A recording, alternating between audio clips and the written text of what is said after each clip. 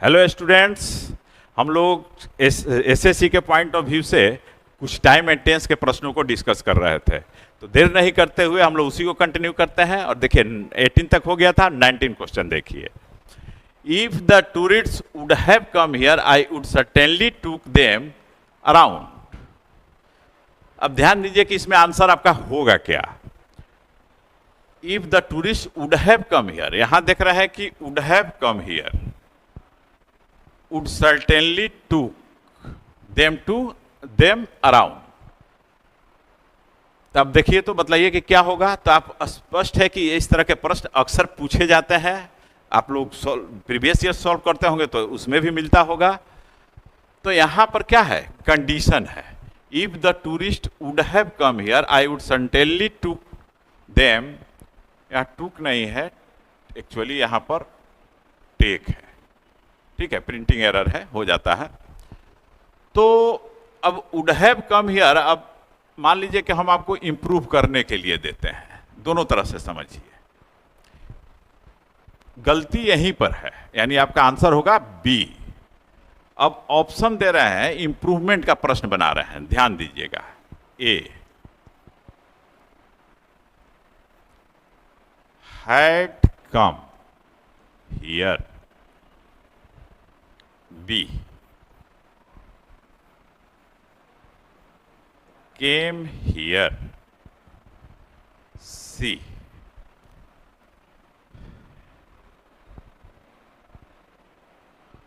यहां पर दीजिए कि had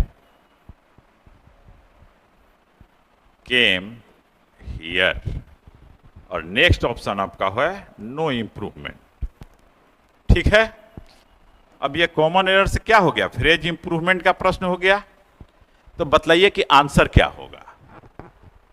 कमेंट बॉक्स में आंसर डालिए। हाँ रोहित, नहीं बेटा, ये नहीं होगा। हाँ सुमित, वेरी गुड। तो यहां पर क्या होगा, केम हियर होगा, यानी वुड हैव कम के जगह यहां पर क्या होगा, केम हियर। क्यों होगा, अब इस चीज को देखिए।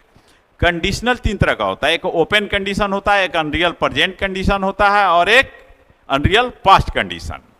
तो अनरियल प्रेजेंट, अनरियल पास्ट क्या है, ओपन कंडीशन क्या है। तो ओपन कंडीशन में क्या होता है, कंडीशनल क्लाउज सिंपल प्रेजेंट में होता है, और रिजल्ट क्लाउज सिंपल फ्यूचर में होता है, जो कि पिछले लेक्चर में भी बतलाए थे।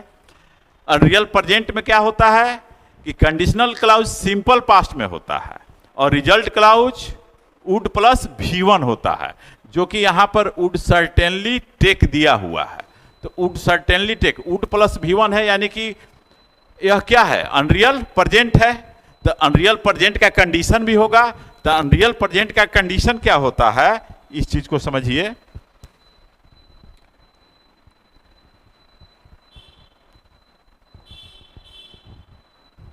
देखिए, तो कंडीशनल क्लाउज होता है if plus subject plus V2, यानी simple past tense, comma result clause होता है subject plus would plus V1। बस इतनी चीज को ध्यान में रखिए कि अगर यहां पर सब्जेक्ट V2 है और यहां वुड प्लस V1 है, तो यह अनरियल प्रेजेंट मीनिंग देगा कि यदि तुम यहां आओ तो मैं तुम्हें पढ़ाऊं, यदि तुम यहां आओ तो मैं तुम्हें पढ़ाऊं। नहीं तो किसका मीनिंग दे रहा है, प्रेजेंट और फ्यूचर का मीनिंग आ रहा है। आओ तो मैं पढ़ाऊं, लेकिन ये भी इसमें छुपा हुआ है कि न तुम यहां आओगे न मैं पढ़ाऊंगा। अब देखो यह, तो यहां पर क्या है, वुड प्लस V1 है, तो यहां पर क्या हो जाएगा, V2 हो जाएगा। तो V2 क्या है, केम हियर। यहां पर वुड हैव कम के जगह मेन वर्ब कौन है, कम है, तो यहां पर क्या हो जाएगा, केम हियर। इसलिए यह सेंटेंस सही होगा। दूसरा चीज देखो कि अनरियल पास्ट, यदि तुम यहां आए होते तो मैं तुमको पढ़ाया होता। तो अनरियल पास्ट का स्ट्रक्चर क्या होता है, तो अनरियल पास्ट का स्ट्रक्चर होता है if plus subject plus had plus V3, और रिजल्ट क्लाउड क्या होता है कि सब्जेक्ट प्लस वुड हैव